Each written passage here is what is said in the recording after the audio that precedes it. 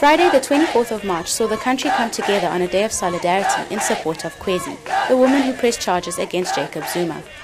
Students and staff at Rhodes University met on campus, and from there they marched to the High Court to meet other representatives of the Grahamstown community. Several speakers made their voices heard on behalf of the crowd. Even though Khwezi was the catalyst for the march, it was not just about her, it was about all victims of rape in South Africa. Call on all sectors of government, particularly health and justice, to work together effectively and that adequate resources are allocated to urgently and adequately implement the Sexual Offenders Act. Furthermore, we demand the policies for ensuring that court and evidentiary processes do not further traumatize rape survivors.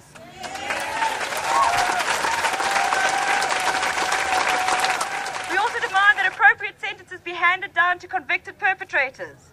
We demand that all women who experience violence have access to relevant and appropriate information and comprehensive, sensitive and efficient services. And most importantly, perhaps, one of the demands is the establishment and functioning of proposed one-stop trauma centres, which must be fast-tracked. If you have undergone or been a victim of a sexual abuse or violence or crime against you or rape, you should be able to access treatment and you should be able to access psychological help in one place and not have to be shunted around from space to space to space. What do you do, Khwezi? What do you do, Khwezi? You strike a woman! You strike her wrong! You strike a woman! You strike her wrong! Viva 119 Viva! Viva! Viva 119 Viva! Viva! No to rapists, no! No! To rapists, no! No!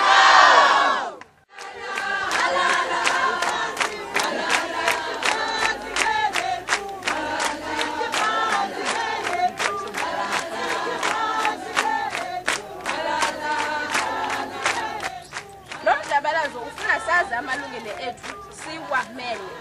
Lo mzabalazo ufuna sonke sibambane. Ufuna sithethe emakhaya, emisebenzini, ezikolweni, ezinkonzweni. Ufuna singakhombi iminwe kwabo badlwenguliweyo sithi ngabo abezifunele njengoko kwenzekileke kuKhwezi. The Jacob Zuma Trial has been a catalyst to spur people into action. I think that it's been a very obvious example of the fact that the Sexual Offences Act is totally out of date and inadequate to ensure justice for women in South Africa. I think the 1 in 9 statistic that we're using speaks to the fact that 1 in 9 women that is raped in South Africa, in fact, goes forward with a rape case and lays a charge against her assailant. What that means in terms of numbers is around 55,000 women reported rape last year. That means that realistically the number that we're talking about is around 500,000 women are raped in South Africa annually. We don't like to call ourselves anti-Zuma, but we are pro-Khwezi. That's different in a way because we want her, the victim, the one who's making the accusation, to be treated fairly. Regardless of the outcome of the Zuma case, the 1 in 9 campaign has successfully shed light on a prominent human rights issue, as rape does not just affect women, but affects an entire nation.